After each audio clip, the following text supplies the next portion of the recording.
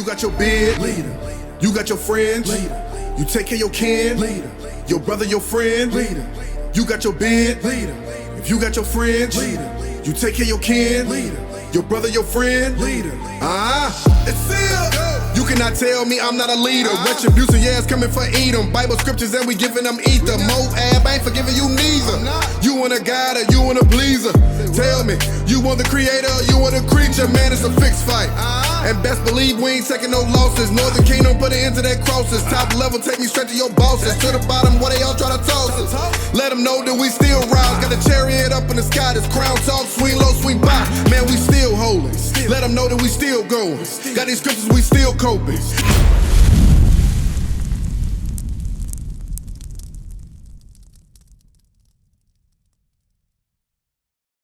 So what's your angle, bro? I'm saying if I'm being obedient and I'm following the scriptures and I'm being led by Jesus Christ, then I'm not under the law. So let me ask you a question. Are you being obedient? Yeah. You sure? Yeah. Where your fringes at? So guess what, brother? Give me that. Read. Come on. Get out. This a book of... Get out. Get the hand up for him. Where it is? Come on. So listen, right now, brother, you're not even being obedient. So for you to even be in Paul's letters, you need to stop. What about First, you need to start applying the basics in wearing your fringes. I see you got your beard on your face. That's a good thing. But you don't have your fringes on. what about long hair? Huh? Men are not supposed to have long hair. Listen. But there's a lot of people that have long hair. But listen, that's not a law against that. It's just a custom. It was just a custom at the time. For man to have long hair. At the time, because they was wearing effeminate hair. At that time. But Paul said, listen, don't worry about that. Why would it change from then to now, though? Listen. You can't change God's We listen, you taking me somewhere else. You trying to move the goalposts. Let's deal with you not having no fringes on first. Then we'll go to that. Right. Come on. This is the book of Numbers, chapter 15 and verse 38. Right. Speak unto the children of Israel, and bid them that they make them fringes in the borders of their garments. So Moses said, speak unto the children of Israel. What's your nationality? Are you African American? Okay, so you from the tribe of Judah. So this is a law for you. What's your name, brother? Daryl. This is a law for you, Daryl. Read. Speak unto the children of Israel, and bid them that they make them fringes in the border of their garments. So it says, speak unto you, you children of Israel, and command you that you make fringes in the borders of your garments, which you don't have. Come on. Throughout their generations. How long? Throughout their generations. How long is throughout your generations? How long is that? As long as we keep having children, That's right. we're supposed to raise them how to dress according to the Bible, which is wearing fringes. Right. Come on. Throughout their generations. And that they put upon the fringe of the borders a ribbon of blue. So then he said, you put upon the fringe of the borders the blue ribbon. Come on. And it shall be unto you for a fringe, that ye may look upon it and remember all the commandments of the Lord, and do them. So the fringes, as you see all of us have on, they're here for us to remember the commandments of the Lord to do them. Keep in mind, it says to do them throughout your generations. So that proves to you right now, we still got to keep them laws, brother. But we're supposed to be under the apostles' doctrine that it talks about. The apostles' doctrine, listen, the apostles' doctrine is God's laws. It hasn't changed. God hasn't changed. Give me Malachi 3 and 6. This book is the same way from beginning to the end. The only thing that has changed once you get to the New Testament is the law of sacrifice. That's the only thing Christ did away with. Everything else is still in play. The moral laws, the civil laws, the dietary laws, all those things are still ceremonial laws. Them things still running, bro. You still got to do those things. Read. This is the book of Malachi, chapter 3 and verse 6. For I am the Lord, I change not. So you hear that? He said he the Lord and he changed not. Now, give me Hebrews chapter 10 verse 7. Because see, a lot of people think the apostles, everybody from Isaiah to Paul to Peter, everybody's talking different. Nobody's talking different because guess what? They all moving in the same spirit of Jesus Christ. Read. It's the book of Hebrews, chapter 10 and verse 7. Then said I, lo, I come in the volume of the book. It is written of me. Hear what Christ said? Christ said, what's your name, my brother? He said he come in the volume of the book. It is written of him. Right. That's who this Bible is about. Now, when the men were speaking, give me 1 Peter 1, verse 10. Let's see here. Come on.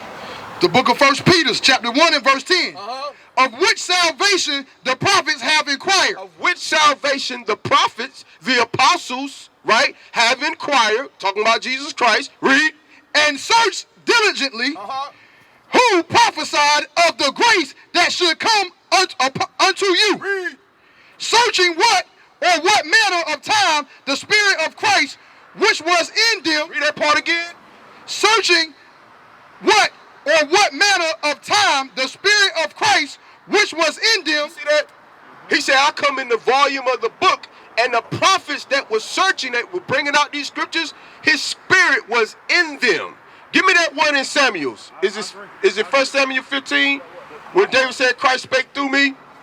1 Samuel... The point I'm trying to make is, if you go 1 Samuel 15 and 3. Let me go there. Go ahead and talk, brother. If you go to Colossians 2 and 16, Bring it out. where Paul is actually teaching the Gentiles, Bring it out. what does he tell the Gentiles? He tells Bring it out. Go ahead. He tells them, let no man therefore, this is Colossians 2 and 16, let no man therefore judge you in meat or in drink or in respect of an holy day or of the new moon or of the Sabbath days. So that covers everything you're talking about. Okay. It says, which are a shadow of things to come. Do you understand, like I was asking you before, do you understand what those holy days mean? Yes. All those holy days is leading up. God is trying to redeem us back to him. That's all it's about. That's why on the day of Pentecost, the Holy Ghost was given on the exact same day as Pentecost, because Christ was showing us that God is trying to create a people. Are you a pastor? People. No, I'm not a pastor. You a minister? I'm a minister. You a minister? Bring it out. All right. I knew that. We picked up on that. Yeah, we already know. Okay. A lot of people don't know about the holy days. They don't know what the holy days We go, hey listen, we know all about them holy days. Because we rehearse them every time they come around, brother. So we understand what Colossians 2:16 talking about. See, you don't understand it, brother. You're not even wearing your fringes. So the Most High ain't giving you that understanding here yet. with long hair, and they're not supposed to have long Brother, hair. you straying at a net about long hair. Well, you straighten that in that by No, I'm not straying at no net because How's that not? Moses said you're supposed to keep that throughout your generations. So now, let's deal with Colossians 2:16 to give you the proper understanding. Come on, read. The book of Colossians, chapter 2 and verse 16. Let no man therefore judge you in meat or in drink. So this is Paul talking to the Colossians. You got to keep in mind what was going on during this time. You got to keep it in cultural context. You had the scribes and Pharisees sneaking inside the synagogues, trying to bring the people back under the law of animal sacrifice in all the churches, from Galatia to Ephesus to Colossae. They were sneaking in, trying to bring them back under Moses. So now, when Paul said, let no man judge you, what is he talking about? Read it again. Let no man therefore judge you in meat or in drink or in respect of an holy day. So he said in meat or in drink. Correct. How did they give respect or reverence on those holy days? You up. Ezekiel 45:17. How did the Israelites give respect or reverence on those holy days? They would rest, just like the Sabbath. What did they do to give respect under the old covenant during those holy days? I don't understand what you mean. What did the Israelites do to honor that day under the old covenant? They would rest just like the other Sabbath. No, it's part of rest. Everything that We rest on the Pentecost, Passover, our days, our Sabbath days that we rest on. I'm talking about under the old covenant, what this scripture is talking about. How did they reverence or give honor to those days, my brother? Tell me. I'm about to tell you. Ezekiel 45:17. Now, he said meat and drink, right? Or respect of a holiday. I'm about to read to you how they respected those days. Read. The book of Ezekiel, chapter 45 and verse 17. And it shall be the prince's part to give burnt offerings. To give what? Burnt offerings. Burnt offerings. Read. And meat offerings. Meat offerings. Let no man judge you in meat. Read. And drink offerings. Let no man judge you in drink. Drink offerings. Read. And the feast. And the feast. All the feast days. Read. And in the new moon. And in the new moons. Read. And in the Sabbath. And in the Sabbaths. Read. And all solemnities of the house of Israel. Right. So during those feast days, Israel had to bring offerings. Give me that in Numbers 28. Bring it out. Let's go a little further with that. Numbers 28. Let's start at verse 7. The book of Numbers, chapter 28 and verse 7. And the drink offering, therefore shall be the fourth part of an hin for the one lamb. In the holy place shall thou cause the strong wine to be poured unto the Lord for a drink offering. For a drink offering. These are the things, hold it right there. These are the things that Israel had to do on those feast days. Give me verse 9. Verse 9. And on the seventh day, On the Sabbath day, 2 lambs of the first year without spot. so on the Sabbath day, Israel had to bring 2 lambs, right, without spot. Read. And 2/10 deals of flour for a meat offering, mingled with oil, and the drink offering thereof. This is the burnt offering of every Sabbath, besides the continual burnt offering and its drink offering. Jump down to verse 16 now. Let's get into Passover. What did Israel have to do? Read. Verse 16. And in the 14th day of the first month is the Passover of the Lord. And in the 15th day of this month is the feast. 7 days shall unleavened bread be eaten. Come on. And the first day shall be in holy convocation. Ye shall do no manner of servile work therein. Come on. But ye shall offer a sacrifice. Do what? Offer a sacrifice. So on Passover, you had to offer a sacrifice. Come on. Made by fire for a burnt offering unto the Lord. 2 young bullocks and 1 ram and 7 lambs of the first year. That shall be unto you without blemish. So now let's go back to Colossians 2. You get it now? You see all that stuff that Israel had to do, and those scribes and Pharisees were trying to keep them under that. Come on, read it again. The book of Colossians, chapter 2 and verse 16. Let no man therefore judge you in meat. In meat offerings, read. Or in drink. In drink offerings, come on. Or in respect of an holy day. Or of the new moon. Or of the Sabbath day. So we was giving up those offerings and those sacrifices on those days. Because what was the scribes and Pharisees doing? Give me Galatians 5 and 1. Bring it out. See, Christianity is a hell of a drug.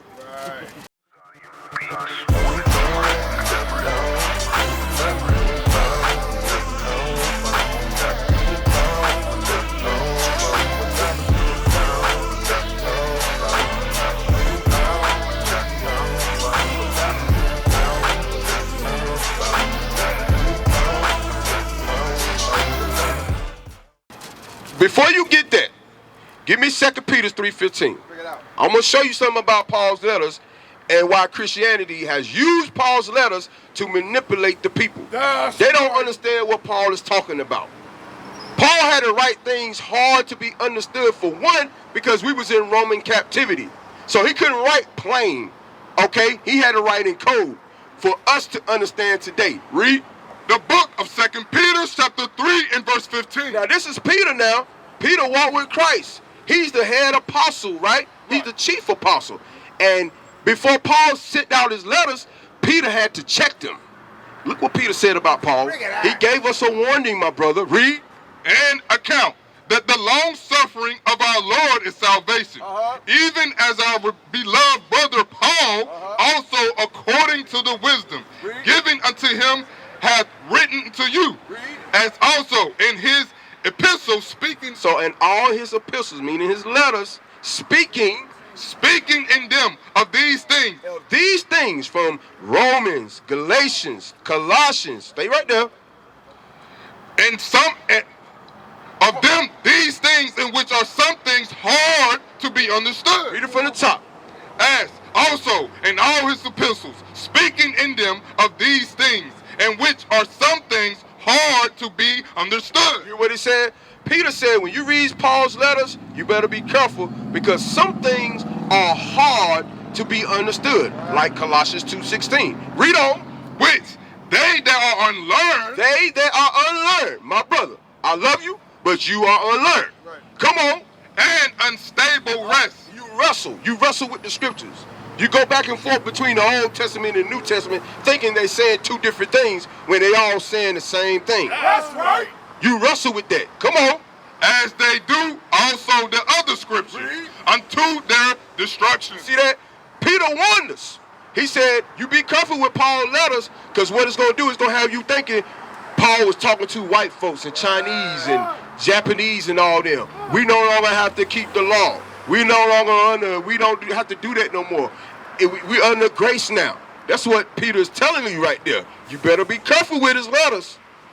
If you don't have because if you don't have the full understanding of that Old Testament, stay out of Paul's letters. Right. Straight up. Right. If you haven't read the book of Acts in its entirety, in depth, stay out of Paul's letters. Because you ain't going to have no understanding, bro. I'm telling you straight. You better listen to me. Now, go to Galatians. We're going to dig deeper. Galatians 5:1. What were these scribes and Pharisees doing in the churches, man? Read. The book of Galatians, chapter 5 and verse 1.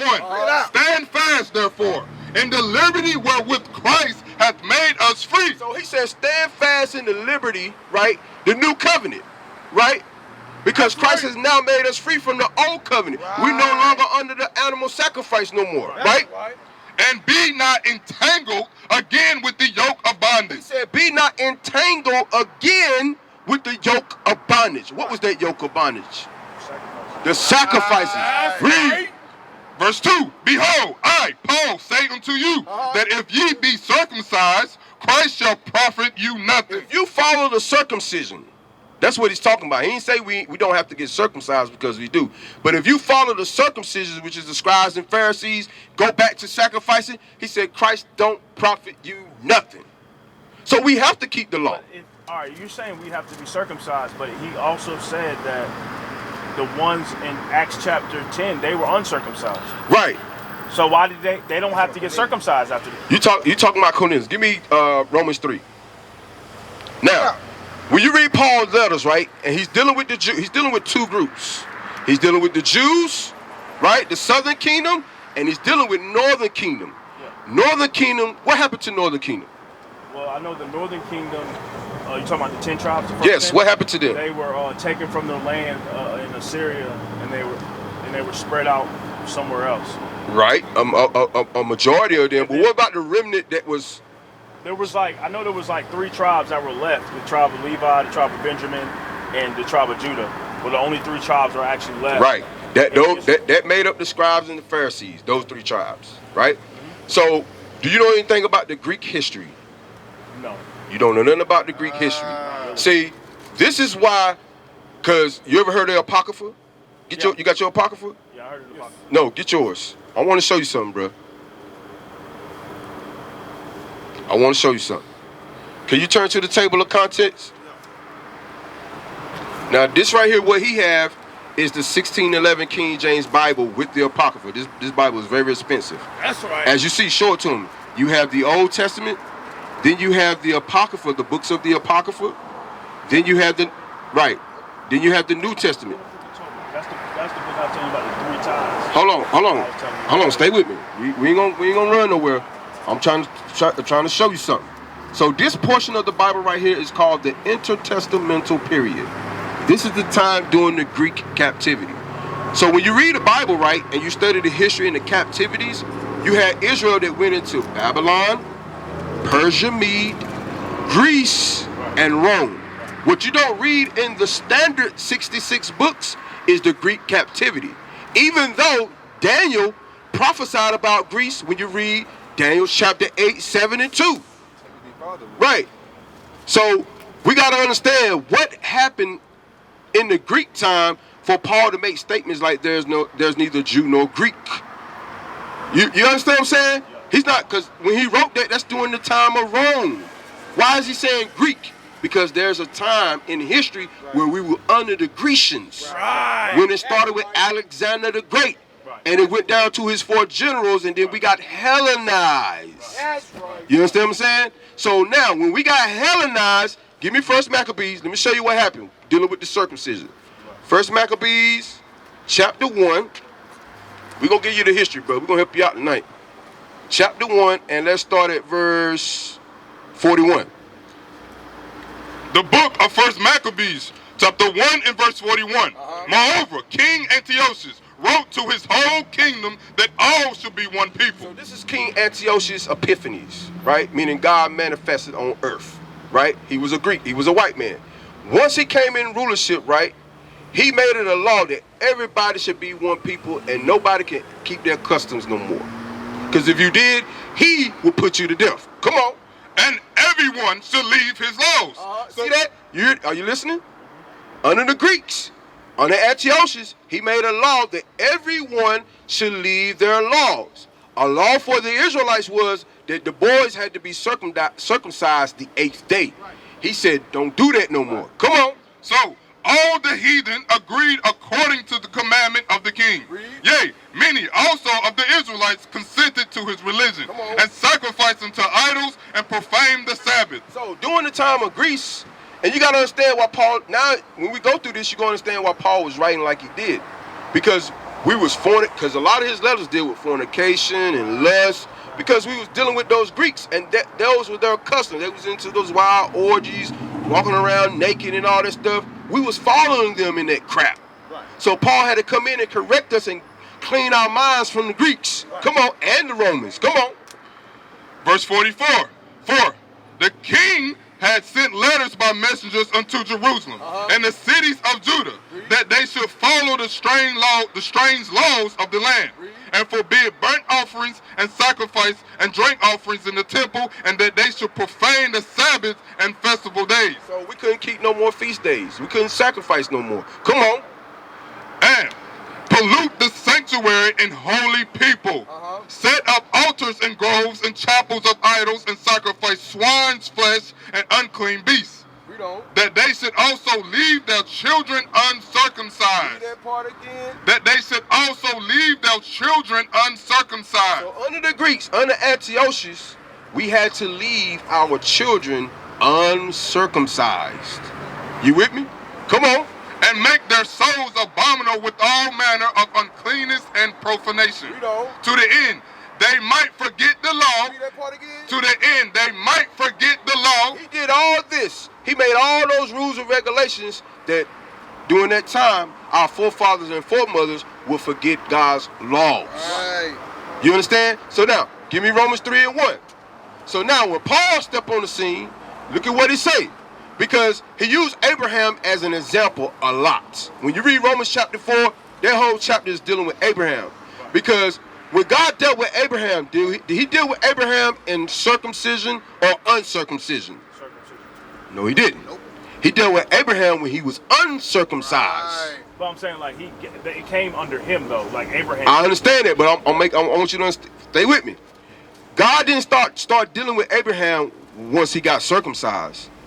God said Abraham was faithful before the circumcision even happened. You understand what I'm saying? So he used Abraham as an example, because you had the scribes and Pharisees trying to say, Northern Kingdom got to get circumcised. They got to get circumcised. They ain't going to be saved. Paul was like, no, remember Abraham. He won't circumcise, and the Most High was dealing with him. You understand what I'm saying? Now, come on, read Romans 3 and 1. The book of Romans, chapter 3 and verse 1. What advantage then hath the Jew? Or what profit is there of uncircumcision? Much every way, chiefly because that unto them were committed the oracles of God. So this Bible is given to us. This Bible ain't for nobody else. Right? Come on. For what if some did not believe? So read it again. Read it from the top. Verse 1. What advantage then hath the Jew? Or what profit is there of uncircumcision? No, you said it's circumcision. What profit is there of circumcision? So he said, what profit is there of circumcision? Read. Much every way. He said it's very much a big ordeal. Now if you come with it, hey, you need to go get circumcised right away. You need to do it because that's our custom. Right. You see what I'm saying? Our boys are to get circumcised still to this day. That's right. Read.